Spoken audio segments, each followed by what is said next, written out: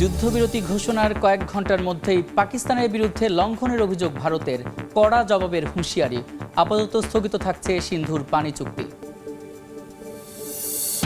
ভারত পাকিস্তান যুদ্ধবিরতির সিদ্ধান্তকে স্বাগত জানালেন বিশ্ব নেতারা। দুই প্রতিবেশীর পাশে থাকার প্রতিশ্রুতি ডক্টর ইউনূসের, ধারাবাহিকতা বজায় রাখার আহ্বান জাতিসংঘের। যুদ্ধবন্ধে সরাসরি আলোচনায় বসতে ইউক্রেনকে প্রস্তাব ভ্লাদিমির পুতিনের, থাকবে না কোনো পূর্ব শর্ত। আগামী সপ্তাহে ইস্তাম্বুলে হতে পারে বৈঠক। এবং গাজায় থামছেই না ইসরায়েলি আগ্রাসন, একদিনে প্রাণ গেল আরও 23 ফিলিস্তিনির, আহত শতাধিক। দুর্ভিক্ষ এড়াতে মুসলিম দেশগুলোকে পাশে দাঁড়ানোর আহ্বান খামেনির।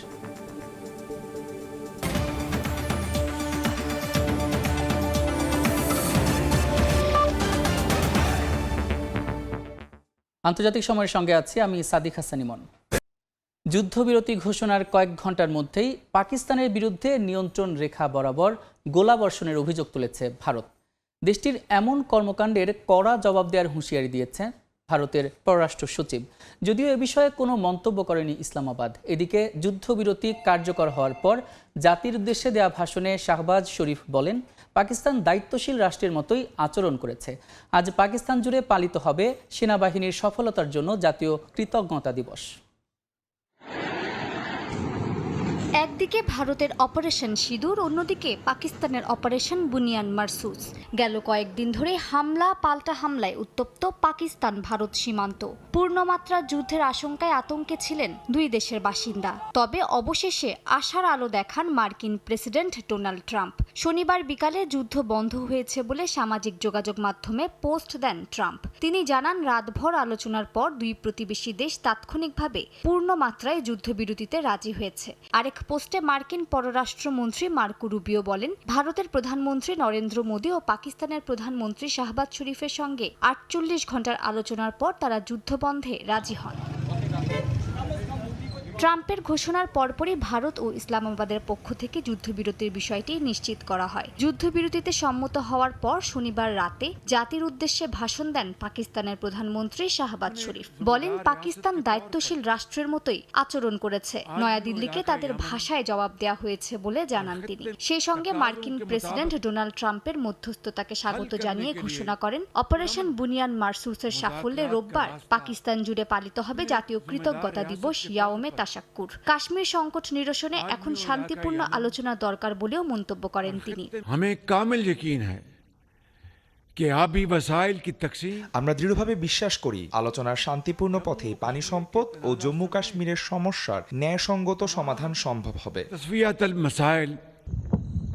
তবে যুদ্ধবিরতির ঘোষণার কয়েক ঘন্টার মধ্যে নিয়ন্ত্রণ রেখা বরাবর যুদ্ধবিরতি লঙ্ঘনের খবর পাওয়া যায়। আল জাজিরার তথ্যমতে যুদ্ধবিরতির কয়েক ঘন্টা পরই ভারত নিয়ন্ত্রিত কাশ্মীরের শ্রীনগরের আকাশে একাধিক বস্তু উড়তে দেখা গেছে বলে জানিয়েছেন মাঠ পর্যায়ের সংবাদকর্মীরা। এছাড়া সামাজিক যোগাযোগ মাধ্যমে ভারত নিয়ন্ত্রিত কাশ্মীরের মুখ্যমন্ত্রী ওমর আবদুল্লাহ এই বিষয়ে উদ্বেগ জানিয়েছেন। ভারতীয় পররাষ্ট্র সচিব বিক্রম মিশ্রি এক জরুরি ব্রিফিংয়ে জানান, সমঝোতা লঙ্ঘন করেছে পাকিস্তান। যুদ্ধবিরতির নিয়ম মেনে পরিস্থিতি নিয়ন্ত্রণে আনার আহ্বান জানান তিনি। গত কয়েক ঘন্টায় ভারত পাকিস্তান সেনাপ্রধানদের মধ্যে আজ সন্ধ্যায় হওয়া সমঝোতা বারবার লঙ্ঘন হয়েছে। এটি স্পষ্টভাবে চুক্তিভঙ্গ। আমাদের সশস্ত্র বাহিনী উপযুক্ত জবাব দিচ্ছে এবং এসব লঙ্ঘনকে আমরা খুব গুরুত্বের সঙ্গে দেখছি। অন্যদিকে যুদ্ধবিরতি লঙ্ঘনের অভিযোগ অস্বীকার করে পাকিস্তান দাবি করেছে, দেশটির কিছু এলাকায় ভারত যুদ্ধবিরতি লঙ্ঘন করেছে। তারপরও পাকিস্তানের সেনাবাহিনী দায়িত্বশীলতা ও সংযমের সঙ্গে পরিস্থিতি সামাল দিচ্ছে বলে জানায় পাকিস্তানের পররাষ্ট্র মন্ত্রণালয়। মালিহা সুহরওয়ার্দী, সময় সংবাদ। ভারত পাকিস্তানের যুদ্ধবিরতির সিদ্ধান্তকে সাধুবাদ জানিয়েছেন বাংলাদেশের অন্তর্বর্তী সরকারের উপদেষ্টা ডক্টর মোহাম্মদ ইউনূস। কূটনৈতিক সমস্যার সমাধানে দুই প্রতিবেশীর পাশে থাকার প্রতিশ্রুতি দেন তিনি। এদিকে যুদ্ধবিরতিতে সম্মত হয় পাকিস্তানের ভূমিকার প্রশংসা করেছেন চীনের পররাষ্ট্রমন্ত্রী। ইউরোপীয় ইউনিয়ন, জাতিসংঘ এবং আরব বিশ্বও দুই প্রতিবেশী রাষ্ট্রের এই উদ্যোগকে স্বাগত জানিয়ে যুদ্ধবিরতি বজায় রাখার আহ্বান জানিয়েছে। ভারত ও পাকিস্তানের মধ্যে যুদ্ধবিরতির ঘোষণা ঘিরে দুই দেশ ছাড়াও বিশ্বের বিভিন্ন দেশে স্বস্তি ফিরেছে। বাংলাদেশের অন্তর্বর্তী সরকার প্রধান ডক্টর মোহাম্মদ ইউনূস সামাজিক যোগাযোগ মাধ্যমে এক বিবৃতিতে যুদ্ধবিরতিতে সম্মত হওয়ার জন্য ভারতের প্রধানমন্ত্রী নরেন্দ্র মোদী ও পাকিস্তানের প্রধানমন্ত্রী শাহবাজ শরীফকে ধন্যবাদ জানান। বিবৃতিতে আরও বলা হয়, বাংলাদেশ সবসময় প্রতিবেশীদের মধ্যে শান্তিপূর্ণ আলোচনা ও কূটনৈতিক পথে সমাধানের পক্ষে ছিল এবং থাকবে। যুদ্ধবিরতিতে পাকিস্তানের ভূমিকার প্রশংসা করেছে চীন। পাকিস্তানের পররাষ্ট্রমন্ত্রী ইসহাক দারের সঙ্গে ফোন আলাপে চীনের পররাষ্ট্রমন্ত্রী ওয়াং ই জানান, বেইজিং সবসময় পাকিস্তানের সার্বভৌমত্ব, আঞ্চলিক অখণ্ডতা ও জাতীয় স্বাধীনতার পক্ষে আছে। জাতিসংঘ মহাসচিব আন্তোনিও গুতেরেস যুদ্ধবিরতিকে ইতিবাচক পদক্ষেপ হিসেবে আখ্যা দিয়েছেন। এই চুক্তি দীর্ঘস্থায়ী শান্তির পথে নিয়ে যাবে বলে আশা প্রকাশ করেন তিনি।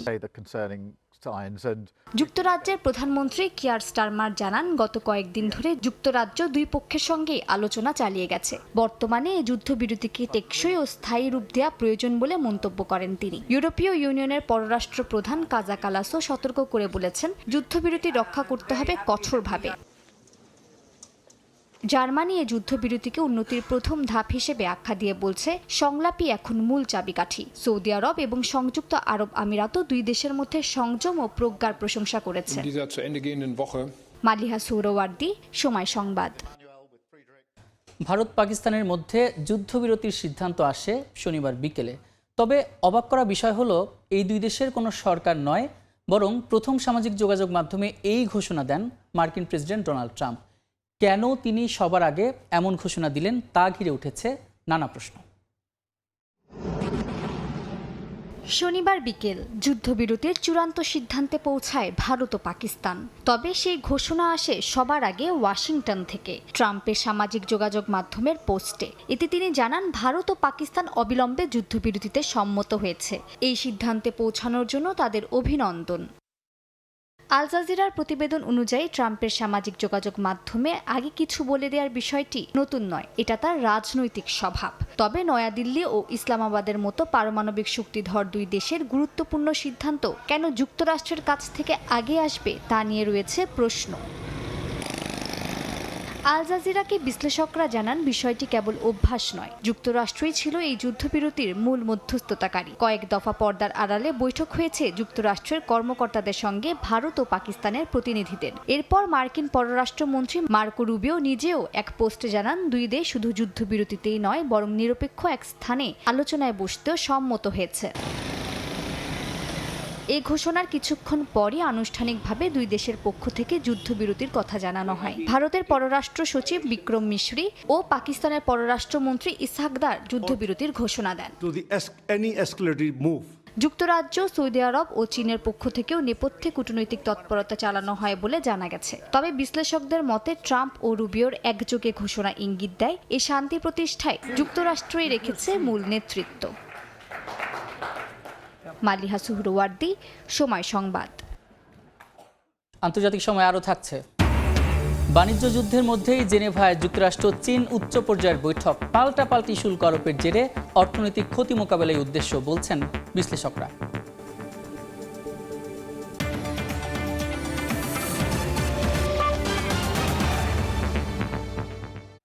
4 দিন ধরে টানটান উত্তেজনার পর অবশেষে যুদ্ধবিরতির খবরে স্বস্তি ফিরেছে ভারত এবং পাকিস্তানের সীমান্তবর্তী জনপদে। মার্কিন প্রেসিডেন্ট ডোনাল্ড ট্রাম্পের এক টুইটে যখন খবরটি ছড়িয়ে পড়ে, তখন থেকেই দুই দেশের মানুষ শঙ্কার ভেতরে খুঁজে পেয়েছেন একটু আশার আলো। যদিও এই যুদ্ধবিরতিকে ভারতের আত্মসমর্পণ হিসেবে উল্লেখ করেছে পাকিস্তানি নাগরিকরা। হঠাৎ বিস্ফোরণের শব্দ, গোলাগুলির আওয়াজ আর ব্ল্যাকআউটের নিকষ অন্ধকার। গত 4 দিন ধরে এই ছিল কাশ্মীরের চিত্র। নিয়ন্ত্রণ রেখায় ভারত পাকিস্তানের পাল্টাপাল্টি হামলায় রাত দিন উদ্বেগ ও শঙ্কার মধ্যে দিন পার করছিলেন বাসিন্দারা। অনেকেই জীবন বাঁচাতে নিরাপদ আশ্রয়ের উদ্দেশ্যে বাড়ি ছাড়েন। তবে সুখের সংবাদ বয়ে আনে মার্কিন প্রেসিডেন্ট ডোনাল্ড ট্রাম্পের একটি পোস্ট। ট্রুথ সোশ্যালে একটি পোস্টের মাধ্যমে নয়াদিল্লি ও ইসলামাবাদের মধ্যে যুদ্ধবিরতির ঘোষণা দেন তিনি। এতে স্বস্তির নিঃশ্বাস ছেড়েছেন সীমান্তবর্তী এলাকার বাসিন্দা। কাশ্মীরের কুপওয়ারা গ্রামে ট্রাম্পের পোস্টটি প্রথম এনে দেয় যুদ্ধবিরতির খবর। সোশ্যাল মিডিয়ায় খবর পেয়ে হাফ ছেড়ে বাঁচেন স্থানীয়রা। हम इस पर बहुत खुश है, खुशाइंद बात है। আমরা সোশ্যাল মিডিয়ায় জেনেছি যুদ্ধ নয়, সমাধান আসবে আলোচনার মাধ্যমে। আমরা সবাই শান্তি চাই। बातचीत ही किसी भी 4-5 দিনের গোলাগুলিতে পুরো গ্রাম ছিল আতঙ্কে। শিশুসহ সবাই দিনভর ঘরে বন্দী আর রাতে আশ্রয় নিত অন্য গ্রামে। অবশেষে যুদ্ধবিরতির খবরে মুখে হাসি ফিরেছে তাদের। पूरा गांव यहाँ से परेशान था। দিনে বাড়িতে, রাতে পালিয়ে যেতাম অন্য গ্রামে। যুদ্ধবিরতির খবর আমাদের বাঁচিয়েছে। अलग अलग गांव में शिफ्ट होना पड़ता था। অন্যদিকে করাচির মানুষও এই শান্তির বার্তায় আনন্দ প্রকাশ করেছেন। পাকিস্তানিদের দাবি ভারতীয়রা আত্মসমর্পণ করেছে। ভারত দেরিতে হলেও বুঝেছে যুদ্ধ নয়, আলোচনায় সমাধান। আন্তর্জাতিক মধ্যস্থতা, বিশেষ করে ট্রাম্প, চীন, সৌদি আরব সবারই বড় ভূমিকা আছে। পাকিস্তানের হিন্দু সম্প্রদায়ও রাস্তায় নেমে ভারতীয় হামলার প্রতিবাদ জানায়। শেষ রক্তবিন্দু পর্যন্ত আমরা পাকিস্তানের সাথে আছি লেখা ব্যানার হাতে আনন্দ মিছিলে নামেন তারা। যুদ্ধবিরতিতে ভূমিকা রাখায় চীন, সৌদি আরব ও যুক্তরাষ্ট্রের পাশাপাশি আন্তর্জাতিক মহলকে ধন্যবাদ জানিয়েছেন সাধারণ মানুষ। সাদিয়া তাসনিম, সময় সংবাদ। 2 বছরের বেশি সময় ধরে চলা রাশিয়া ইউক্রেন যুদ্ধে প্রথমবারের মতো জেলেনস্কিকে সরাসরি আলোচনার প্রস্তাব দিলেন রুশ প্রেসিডেন্ট ভ্লাদিমির পুতিন। আগামী বৃহস্পতিবার তুরস্কের ইস্তাম্বুলে স্থায়ী শান্তি প্রতিষ্ঠার লক্ষ্যে আলোচনা হতে পারে বলে জানান তিনি। তবে এ বিষয়ে এখনও কোনো প্রতিক্রিয়া জানায়নি ইউক্রেন। ভলোদিমির জেলেনস্কিকে সরাসরি আলোচনার প্রস্তাব দিয়েছেন রুশ প্রেসিডেন্ট ভ্লাদিমির পুতিন। স্থানীয় সময় রোববার এক সংবাদ সম্মেলনে তিনি বলেন, আগামী 15 মে বৃহস্পতিবার ইস্তাম্বুলে এই আলোচনা অনুষ্ঠিত হতে পারে। এর লক্ষ্য হবে সংঘাতের মূল কারণগুলো দূর করা এবং দীর্ঘস্থায়ী শান্তি ফিরিয়ে আনা। 2022 সালে রাশিয়া আলোচনা থেকে সরে আসেনি, ইউক্রেন সরে গিয়েছিল। তবু কোনো শর্ত ছাড়া নতুন করে আলোচনা শুরু করতে প্রস্তুত মস্কো। পুতিন আরো বলেন, সিদ্ধান্ত এখন কিয়েভের হাতে। জনগণের কল্যাণকে প্রাধান্য দিয়ে ব্যক্তিগত স্বার্থে রাজনীতি বাদ দেওয়ার এটাই উপযুক্ত সময় বলেও মন্তব্য করেন তিনি। তবে এ বিষয়ে এখনো কোনো প্রতিক্রিয়া জানায়নি জেলেনস্কি প্রশাসন। এর আগে ইতিহাসে প্রথমবারের মতো ইউক্রেনে একসঙ্গে পা রাখেন ইউরোপের 4 প্রধান দেশের শীর্ষ নেতা।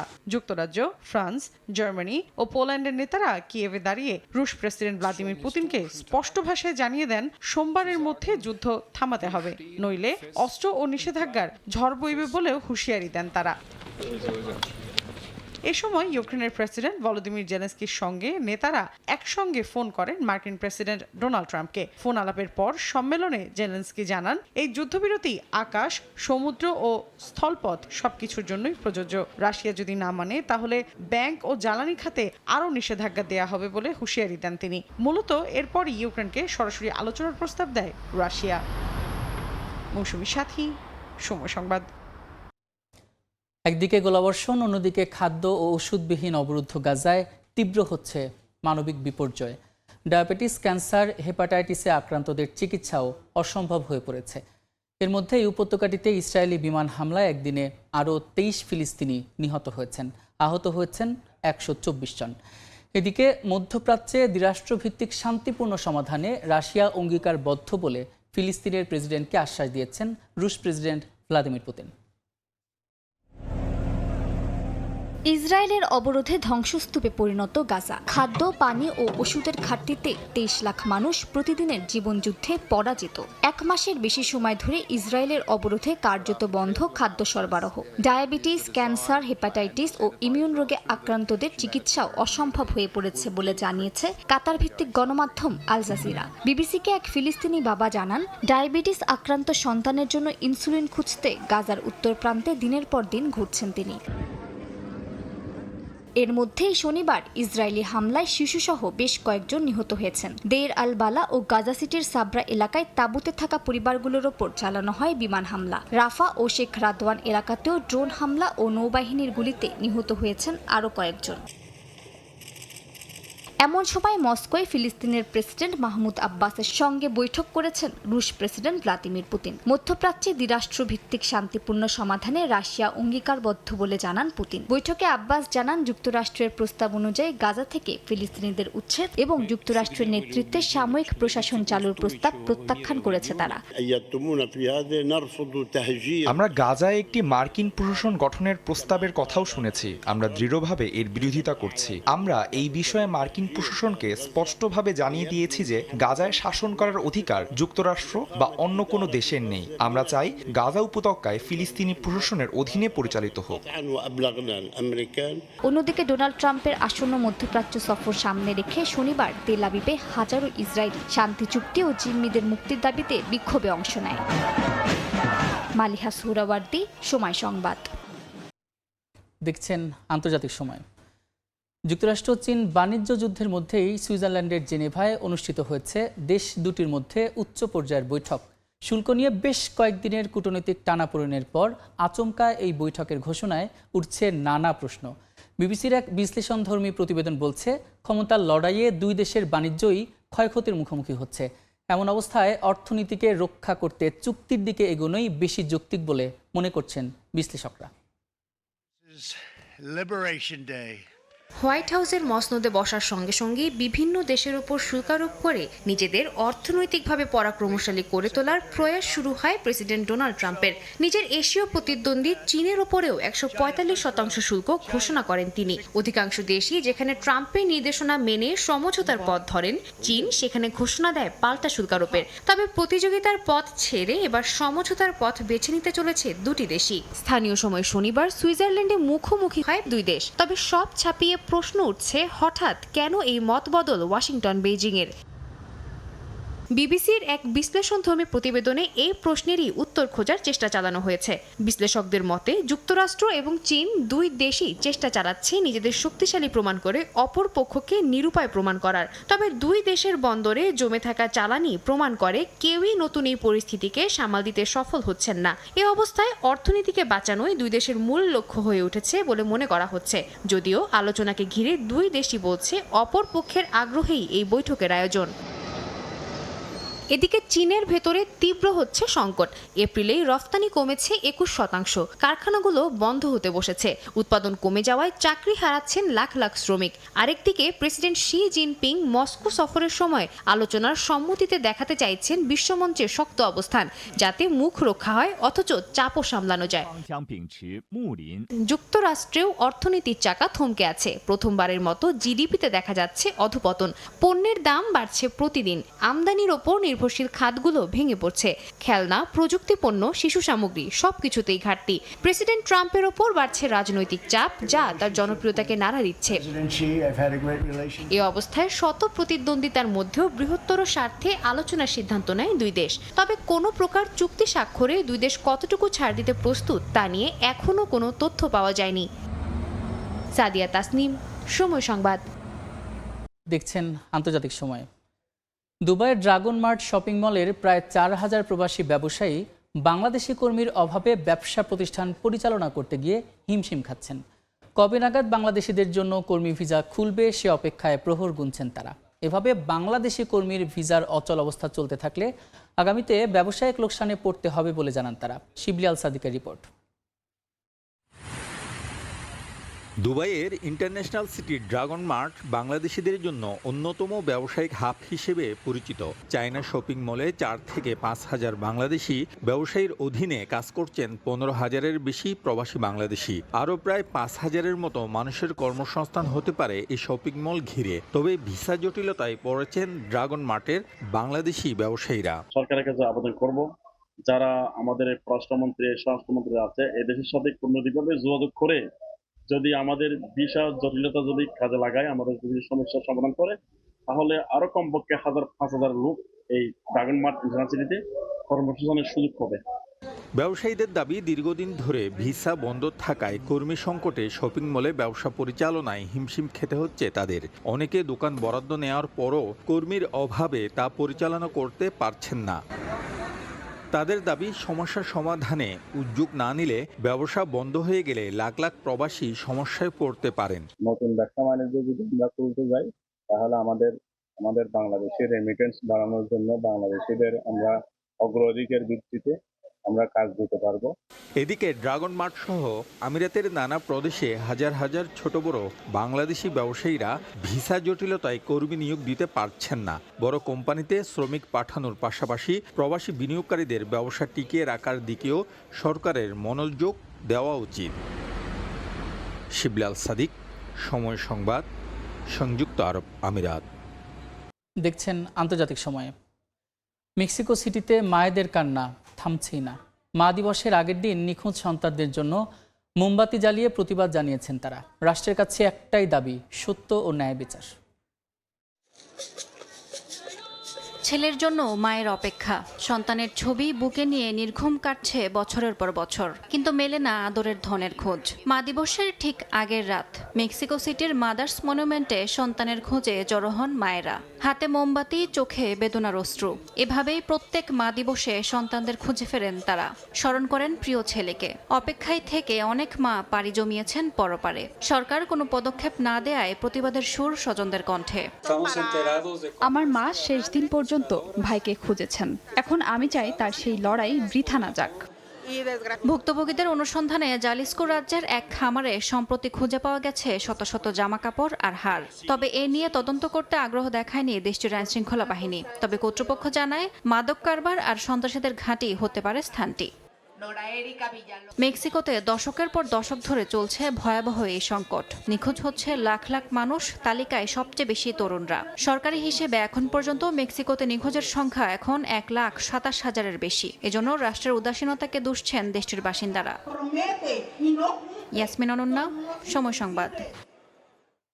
পবিত্র ঈদুল আজহা সামনে রেখে কুয়েতে বসেছে পশুর হাট। পর্যাপ্ত যোগান রয়েছে উট, গরু ও দুম্বার। দামও রয়েছে গত বছরের মতোই, তবে চাহিদার উপর নির্ভর করে মূল্য বৃদ্ধি বা হ্রাস হতে পারে বলে জানিয়েছে বিক্রেতারা। কুয়েত থেকে মঈন সুমনের রিপোর্টে বিস্তারিত। পবিত্র ঈদুল আজহা সামনে রেখে কুয়েতের সুয়েক, জাহারা, কাবাত, সুলাইবিয়া, আবদালি, অফরা সহ বিভিন্ন জায়গায় বসেছে পশুর হাট। বিক্রি হচ্ছে গরু, ছাগল, উট, দুম্বা সহ নানান জাতের পশু। এখনো বাজার জমে না উঠলেও রয়েছে প্রবাসীদের আনাগোনা। অনেকেই ঘুরে ফিরে দেখছেন পছন্দের পশু। দামাদামি করছেন বেশিরভাগ ক্রেতা। আগে ভাগেই কিনছেন কেউ কেউ। পরিচর্যার জন্য পশু রেখেছেন খামারেই। গরু দেখতে আসলাম, এখন মোটামুটি রিজনেবল প্রাইসে আছে। মনে হয় যে আরো দেখতে কিনলে আরো দাম বেড়ে যেতে পারে। মাশাআল্লাহ, ভালো একটি গরু পছন্দ হয়েছে, ওইটা আমরা নিয়ে যাচ্ছি। এখানে আমাদের বাংলাদেশি ভাইরা আছে, ওনারা অনেক সহযোগিতা করছে। যে পছন্দ নিয়ে নেব আমরা, এই পরিকল্পনায় আসলাম। আর মোটামুটি গরু ঠিক আছে, বাট দামটা একটু মোটামুটি বেশি মনে হচ্ছে। সম্প্রতি কুয়েতে গরুর রোগে আক্রান্তের খবর প্রকাশিত হলে দুধের উৎপাদন কমেছে 75%। চাহিদা কমেছে মাংসেরও। কুয়েতে গরুর মাংসের বড় যোগানদাতা ভারত ও পাকিস্তান। বিক্রেতারা জানান, ঈদের আগে চাহিদা বাড়লে দাম বাড়ার সম্ভাবনা রয়েছে। বর্তমানে একটি ছোট গরু বিক্রি হচ্ছে 350 দিনারে। ঈদের জন্য পর্যাপ্ত পরিমাণে গরু আছে, কিন্তু দাম আগের মতোই আছে। হয়তো সামনে দেখা যায় কোনো সমস্যা যদি হয় তখন হয়তো বাড়তে পারে। কুয়েতে পশু পাখি আমদানি করা হয় মূলত সোমালিয়া, ইথিওপিয়া, মিশর, তুরস্ক ও ইয়েমেন থেকে। কুয়েতের কাবাত থেকে মঈন সুমন, সময় সংবাদ। আন্তর্জাতিক সময়ের শীর্ষ সংবাদগুলো জানিয়ে দিচ্ছে আরেকবার। যুদ্ধবিরতি ঘোষণার কয়েক ঘন্টার মধ্যেই পাকিস্তানের বিরুদ্ধে লঙ্ঘনের অভিযোগ ভারতের, কড়া জবাবের হুঁশিয়ারি। আপাতত স্থগিত থাকছে সিন্ধুর পানি চুক্তি। ভারত পাকিস্তান যুদ্ধবিরতির সিদ্ধান্তকে স্বাগত জানালেন বিশ্ব নেতারা। দুই প্রতিবেশীর পাশে থাকার প্রতিশ্রুতি ডক্টর ইউনূসের। ধারাবাহিকতা বজায় রাখার আহ্বান জাতিসংঘের। এবং যুদ্ধ বন্ধে সরাসরি আলোচনায় বসতে ইউক্রেনকে প্রস্তাব ভ্লাদিমির পুতিনের। থাকবে না কোনো পূর্ব শর্ত। আগামী সপ্তাহে ইস্তাম্বুলে হতে পারে বৈঠক।